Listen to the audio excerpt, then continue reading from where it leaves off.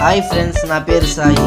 ఇవాళ SBI debit card లేదా ATM card online transactions online shopping కొరకు బ్యాంక్ ఏటీఎం సెంటర్కి వెళ్లకుండా కేవలం బ్యాంక్ రిజిస్టర్డ్ మొబైల్ నెంబర్ నుంచి ఒక SMS ద్వారా ఎలా యాక్టివేట్ చేసుకోవాలో వాళ్ళు చెప్తున్నాను, చూడండి.